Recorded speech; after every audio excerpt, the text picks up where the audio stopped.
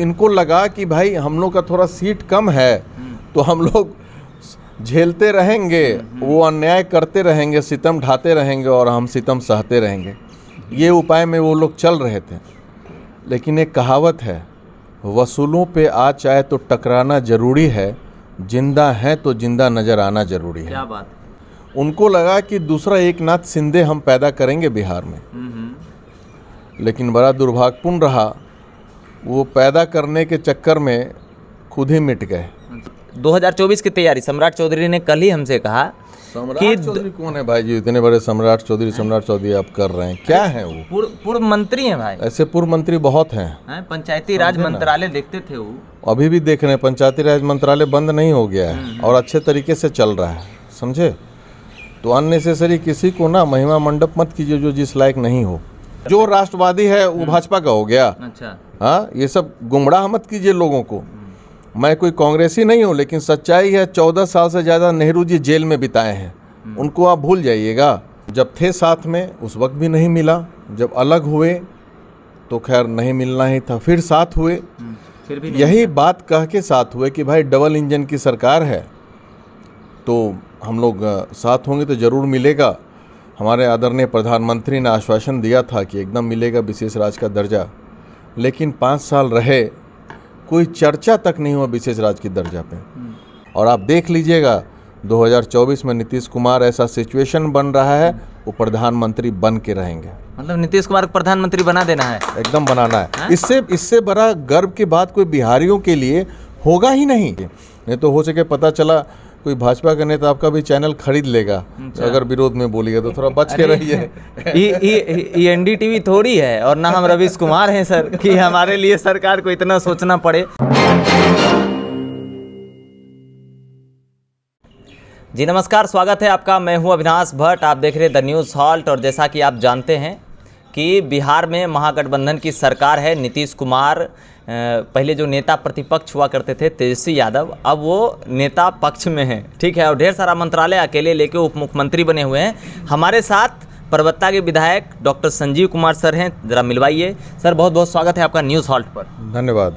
Sir एक चीज़ हम जानना चाहेंगे आपसे, आप बहुत बेबाक बोलते हैं। पहला सवाल आपसे ये है कि सब कुछ अच्छा चल रहा था एनडीए के साथ, कल हमने सम्राट चौधरी सर से भी ये बात कही थी, सब कुछ अच्छा चल रहा था, फिर क्या ऐसा प्रेशर बन गया कि अचानक से गठबंधन टूट जाता है, रातों रात सारा मंत्रालय सारे लोगों में बांट दिया जाता है और फिर अगले दिन एक अच्छा सा रेड कारपेट बिछता है, सब लोग आते हैं, शपथ लेते हैं और सारा माहौल ही बदल गया।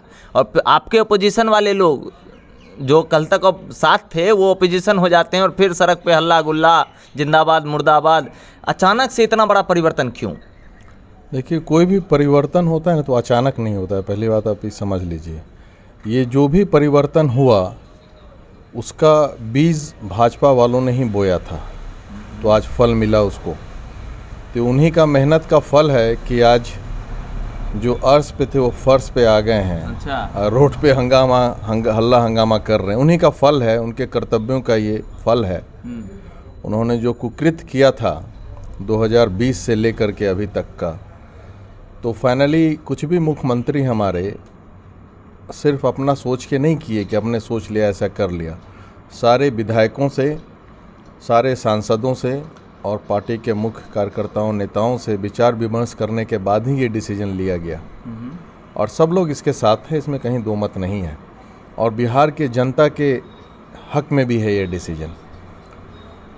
आप सुनना चाहते हैं अगर तो पॉइंट वाइज मैं आपको जी बिल्कुल सर सुनना चाहते हैं और हर एक बिंदु पर आप सर मतलब थोड़ा हमारा प्रकाश डालने की कोशिश करेंगे ताकि जो राजनीतिक विशेषज्ञ देखते हैं, है ना, जो हमारे दर्शक भी देखते हैं, क्योंकि सर मैं पॉलिटिकल न्यूज़ को थोड़ा सा स्पेशल कवरेज करता हूँ। थोड़ा प्रकाश मैं नहीं डालूंगा, पूरा प्रकाश डालिए सर, पूरा डालना है आज। चलिए मैं शुरुआत करता हूँ, ठीक है, विशेष राज की दर्जा से ही। जी, विशेष राज की दर्जा हमारे बिहारियों के लिए बहुत मुख्य मुद्दा रहा है शुरू से अभी तक। माननीय मुख्यमंत्री इसके लिए एक बहुत बड़ा मुहिम छेड़े थे। लाखों कार्यकर्ताओं का, ये सब जदयू के कार्यकर्ता ही हैं, इधर घुमाइए एक बार, प्रखंड अध्यक्ष हैं, जिला उपाध्यक्ष हैं, रामराज जी भी हैं, पूर्व प्रखंड अध्यक्ष हैं, सब लोग। इन लोगों को पता होगा कि सबका एक सिग्नेचर का अभियान चला था, याद है ना? फिर उसको लेकर के प्रधानमंत्री के पास, राष्ट्रपति के पास, मुख्यमंत्री यहाँ से लेकर के दिल्ली गए। तो उद्देश्य था कि बिहार को विशेष राज्य का दर्जा मिले, लेकिन जब थे साथ में उस वक्त भी नहीं मिला। जब अलग हुए तो खैर नहीं मिलना ही था। फिर साथ हुए, फिर भी यही बात कह के साथ हुए कि भाई डबल इंजन की सरकार है तो हम लोग साथ होंगे तो ज़रूर मिलेगा। हमारे आदरणीय प्रधानमंत्री ने आश्वासन दिया था कि एकदम मिलेगा विशेष राज्य का दर्जा, लेकिन 5 साल रहे, कोई चर्चा तक नहीं हुआ विशेष राज्य की दर्जा पे। उन्हीं का नीति आयोग कहता है कि हम पिछड़े हैं, एक तरफ आप पिछड़ा भी कहते हैं और आप विशेष राज्य का दर्जा भी नहीं देना चाह रहे हैं। तो आपका इंटेंशन क्या है भाई? जब जनता विशेष राज्य का दर्जा मिलता तो आप कहते हैं कि उस क्राइटेरिया को फुलफिल नहीं करता है। भाई क्राइटेरिया को बदल दीजिए, आप सरकार में हैं ताकि फुलफिल करें। बिहार को आप पिछड़ा भी कहते हैं, विशेष राज्य का दर्जा देंगे तभी तो इन्वेस्टमेंट होगा यहाँ पे, तभी यहाँ पे बाहर से उद्योगपति आएंगे, इन्वेस्टमेंट करेंगे, क्योंकि विशेष राज्य का दर्जा मिलने के बाद कुछ टैक्स में छूट होता है, तब फिर इन्वेस्टमेंट का ज़्यादा ऑप्शन खुलता है। तो वो भी नहीं होने किए इन्होंने। पहला काम तो ये है कि धोखा हुआ बिहारियों के साथ, जदयू के साथ नहीं, संपूर्ण बिहारियों के साथ धोखा हुआ। अच्छा। कि आप विशेष राज्य का दर्जा नहीं देकर के बिहार को और गर्त में ढकेलने की कोशिश की। पहला ये हो गया, पहला ये हुआ, शुरुआत यहीं से हुआ कि आपका नीति सही नहीं है। दूसरा, 2020 के चुनाव की बात है। 2020 में जब चुनाव होने वाला था, जब चुनाव हुआ भी, तो हर जगह पे लोजपा के जो कैंडिडेट थे, आप हिस्ट्री निकाल के देख लीजिए, सब भाजपा के कोई पदाधिकारी थे, कोई कार्यकर्ता थे। एक भी आदमी लोजपा का कोई कैंडिडेट चुनाव नहीं लड़ा। हर जगह भाजपा के नेता लोजपा का टिकट लेके चुनाव लड़े। उनका एक ही उद्देश्य था कि जदयू को हराने का। बहुत जगह सक्सेसफुल भी हुए वो, और हर जगह यही नारा था, भाजपा ही लोजपा है, लोजपा ही भाजपा है।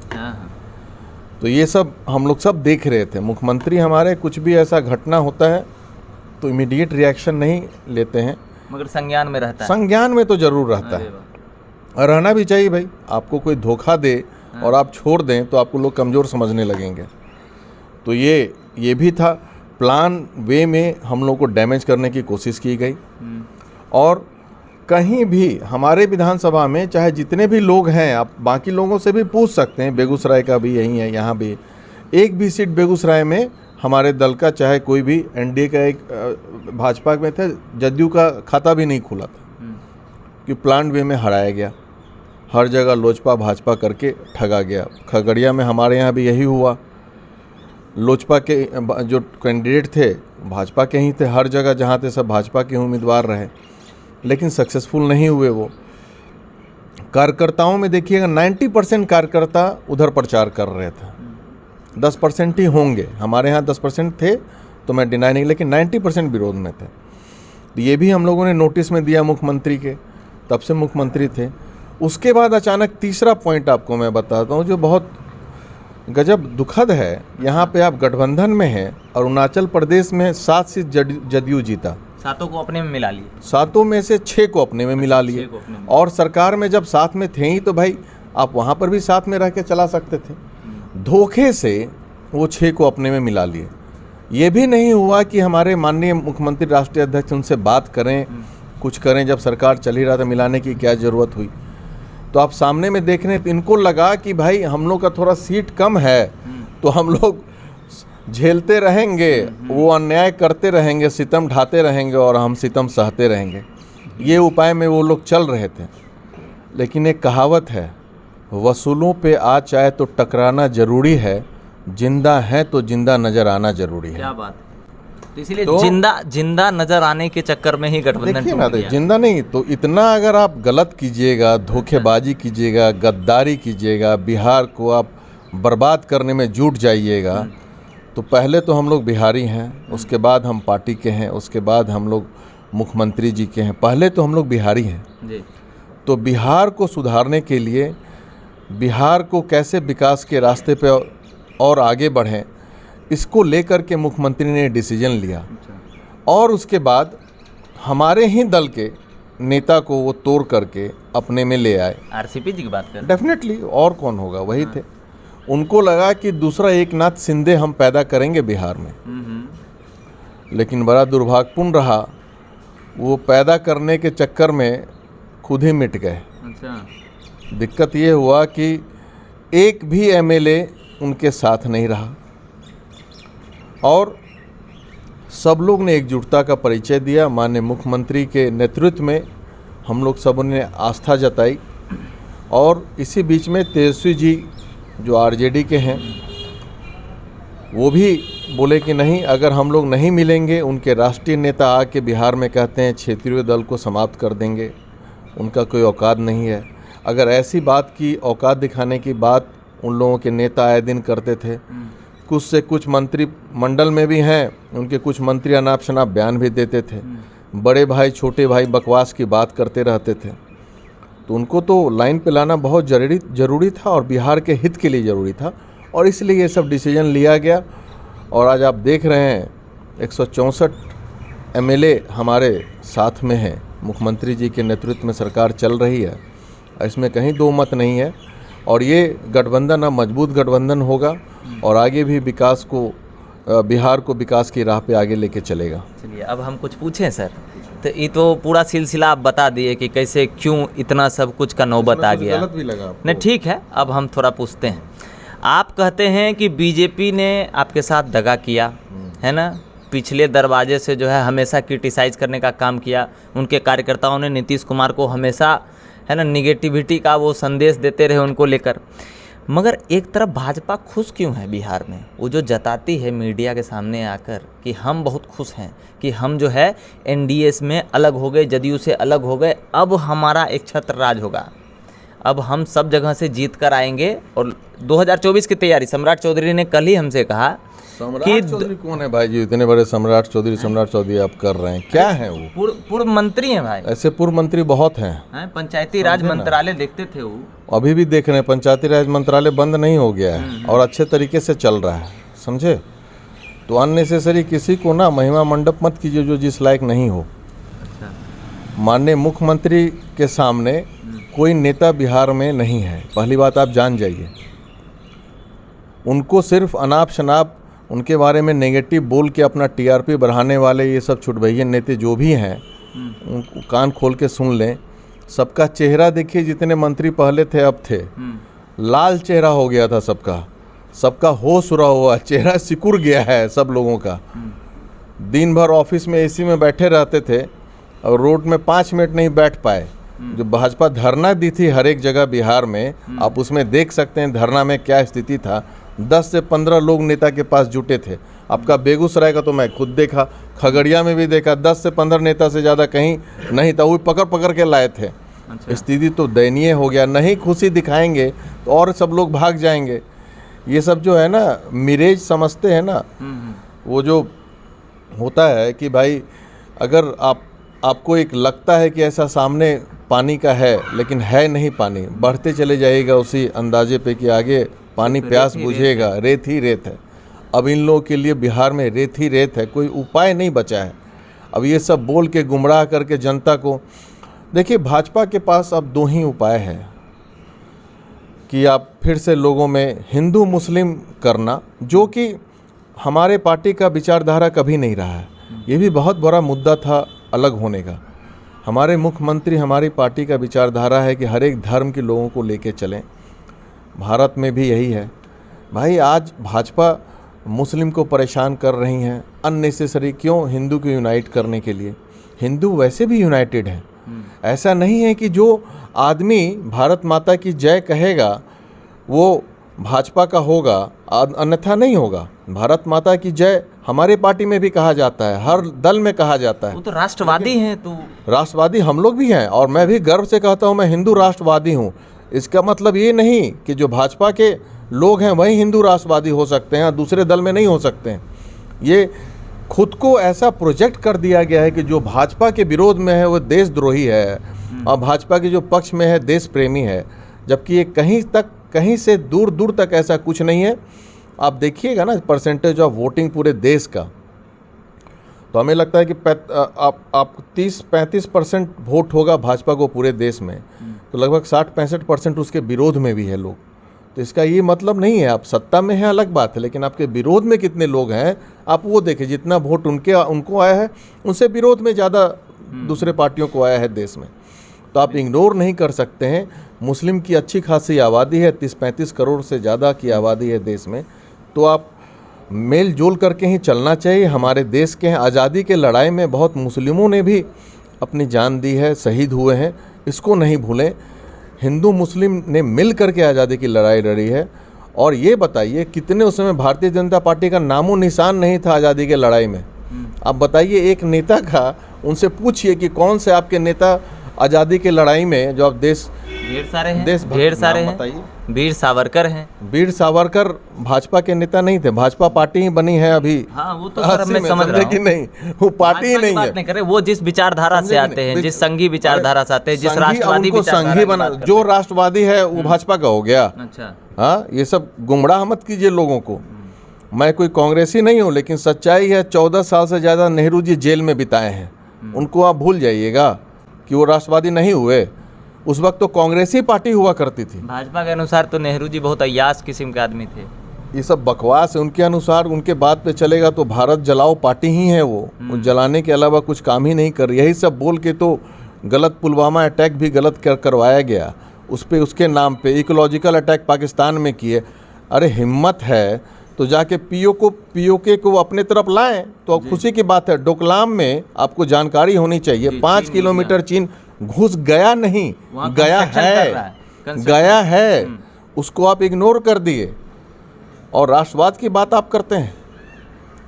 ये सब गुमराह करने के लिए बोला जा रहा है। पहले चीन को हटाइए वहाँ से, तब मानेंगे आप राष्ट्रवादी हैं एकदम। पीओके को फिर से इंडिया में लाइए। अब होगा क्या, चुनाव के पहले, ये भी मैं बता दे रहा हूँ आपको, चुनाव के पहले इंटरेस्टिंग लोकसभा चुनाव के होगा कि देखिएगा कुछ हिंदुओं को प्रायोजित ढंग से मरवा दिया जाएगा कहीं ना कहीं। अच्छा, कौन मरवाएगा ये आप जानिए। अब ऐसा घटना घटता है कि नहीं देखिएगा। और एक अटैक के नाम पे छोटा मोटा एक बम जाके पीओके में कहीं गिरा दिया जाएगा, फिर उसका महिमा मंडप किया जाएगा सारे चैनलों पे, पूरे चैनल पे, गोदी मीडिया पे पूरा एकदम गर्दा उड़ा दिया जाएगा। फिर जब हारने लगेंगे तो हिंदुत्व की भावना जगाई जाएगी, भारत माता की जय जय जय, यही सब हल्ला होगा। ये सब हर घर तिरंगा की बात करते हैं भाजपा वाले। हम लोग उससे अलग हैं। हमारे पार्टी का अलग मोटो है, हर घर तिरंगा ही नहीं, हर दिल तिरंगा रखने में हम लोग विश्वास रखते हैं। बिल्कुल, समझे कि नहीं सर? एक सवाल और, हवा में नहीं हम लोग विश्वास रखते हैं, हम लोग कथनी और करनी में भी विश्वास रखते हैं। ना पब्लिक को गुमराह करते हैं, ना देश को बांट करके राज करने वाली पार्टी हमारी नहीं है। और आप देख लीजिएगा 2024 में नीतीश कुमार ऐसा सिचुएशन बन रहा है, वो प्रधानमंत्री बन के रहेंगे। मतलब नीतीश कुमार को प्रधानमंत्री बना देना है, एकदम बनाना है। इससे बड़ा गर्व की बात कोई बिहारियों के लिए होगा ही नहीं। साउथ में तो वैसे ही भाजपा खत्म है, नॉर्थ में है। जब नीतीश कुमार जी आ जाएंगे तो नॉर्थ इंडियंस का 75% वोट नीतीश कुमार जी को जाएगा। 10 साल में कितने 2 करोड़ लोगों को हर साल में नौकरी देने की बात कहा गया था, कितने करोड़ को सरकारी नौकरी मिला है, इसको भी देखिए। हर समय महिमा मंडप मत कीजिए आप लोग, बिकाऊ चैनल नहीं बनना चाहिए। पत्रकारिता एक जो है न्यूट्रल थिंग्स है, उसको एकदम बीच में सबकी बातों को रखे जनता के बीच में, ऐसा होना चाहिए। नहीं तो हो सके पता चला कोई भाजपा का नेता आपका भी चैनल खरीद लेगा। अगर विरोध में बोलिएगा तो थोड़ा बच के रहिए। ये एनडीटीवी थोड़ी है और ना हम रवीश कुमार हैं सर कि हमारे लिए सरकार को इतना सोचना पड़े। नहीं मगर सर एक सवाल यही करना चाहेंगे। बार बार 2024 की बात करते हैं, बार बार लोकसभा चुनाव की बात करते हैं, और जो लोग हैं सर, जो राष्ट्रीय नेता हैं, जो भाजपा के लोग हैं, वो कहते हैं कि राष्ट्रीय स्तर पर सिर्फ एक ही चेहरा है प्रधानमंत्री के रूप में पूरे हिंदुस्तान में, जो मोदी जी हैं। तो क्या लगता है आपको, थर्ड फ्रंट बनाने के बाद, बहुत सारे पार्टियों को इकट्ठा करने के बाद, क्या उतना बहुमत आप ले पाइएगा कि नीतीश कुमार जी की सरकार बन जाए और वो प्रधानमंत्री हो जाएंगे? अच्छा, बिहार में क्या था? बिहार में अभी 7 पार्टी की है ना सरकार। है। देवगौड़ा कैसे पीएम बन गए, बस वही गुजराल जी कैसे पीएम बन गए, चंद्रशेखर जी कैसे पीएम बन गए, वीपी सिंह कैसे पीएम बन गए, कितने थे उनके दल में सदस्य। ये सब कंफ्यूजन नहीं क्रिएट करें भाजपा, और ना आप लोग करें। मुझे तो लगता है कि मीडिया ज़्यादा प्रोपगेट करती है गलत बात को, प्रोपेगेंडा फैलाने में आपका बड़ा सहयोग रहता, आपका मीन्स।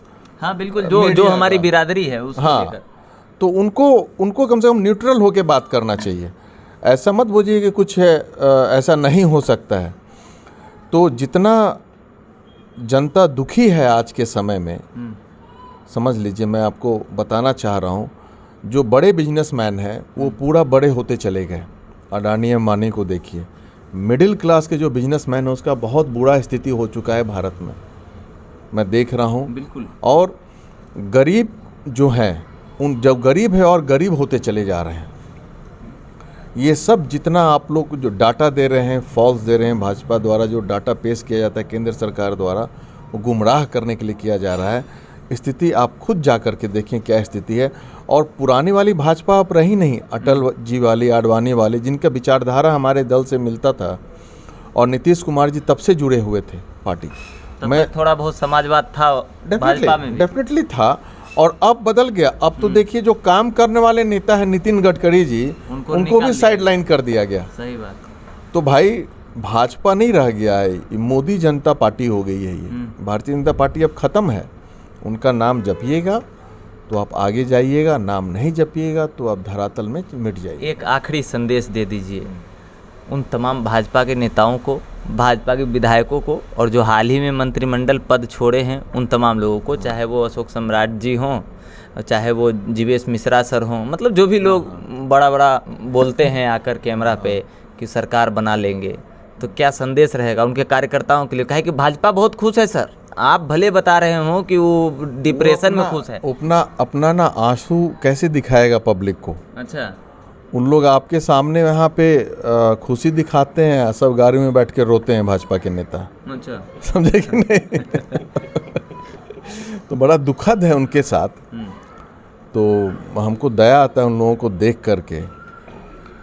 तो भगवान थोड़ा सुबुद्धि दें अब भी उनको, थोड़ा जनता के बीच में काम करें तो अच्छा रहेगा। और जितने भी ऐसे लोग बोलते हैं वो सब बेसलेस हैं, जनता से कोई मतलब नहीं है। ऐसे लोग ऐसा बोल रहे हैं। बस उनको मैं एक दुष्यंत कुमार की एक कविता है जी, जिस बहुत इम्पोर्टेंट कविता है ये, उन्हीं पे मैं उनको सुना रहा हूँ। हो गई है पीर पर्वत सी, हो गई है पीर पर्वत सी पिघलनी चाहिए, आज इस हिमालय से कोई गंगा निकलनी चाहिए जी। आज यह दीवार पर्दों की तरह हिलने लगी, सर थी ये बुनियाद हिलनी चाहिए। हर गली हर शहर, हर गली हर शहर से हाथ लहराते हुए हर लाश चलनी चाहिए। मेरा मकसद सिर्फ हंगामा खड़ा करना नहीं है, सारी कोशिश है ये सूरत बदलनी चाहिए। मेरे सीने में नहीं तो तेरे सीने में ही सही, मेरे सीने में नहीं तो तेरे सीने में ही सही, हो कहीं भी आग लेकिन आग जलनी चाहिए। क्या बात है, बहुत खूब। तो अभी आप सुन रहे थे परबत्ता के धाकर विधायक और जदयू के एकदम मंजे हुए नेता संजीव जी हमारे साथ थे। और मैं तमाम मीडिया के साथियों को भी ये कहना चाहूँगा कि देखिए, हमारा चैनल जो है NDTV नहीं है, आज तक नहीं है, ABVP और जी न्यूज़ नहीं है, ठीक है। हम बेसिक जाते हैं ज़मीनी स्तर से सर। वैसे भी आप जैसे लोगों से मुलाकात हो जाती है तभी ना सर बाइट ले पाते हैं, बाकी तो हम पब्लिक की इशू दिखाते रहते हैं। पर आप लोगों ने जो व्यवहार बना कर रखा है ना टीवी चैनलों पर, जिस तरीके से आप लोग प्रोपेगेंडा चलाते हैं, तो आप लोगों के कुकृत्य के चक्कर में हम लोगों को भी नेताओं से सुनना पड़ जाता है, ठीक है। तो प्लीज़ ऐसा ना करें, अपनी मर्यादा प्रतिष्ठा खुद बचाएं और जीवन में कुछ वैसा करें कि लोग कहे कि ना भाई ये आदमी यही काम करता था तो अच्छे से किया, ठीक है। न्यूट्रल बन के रहिए और लगातार बने रहिए द न्यूज़ हॉल के साथ, और हमेशा से हम तो न्यूट्रल हैं ही। नमस्कार।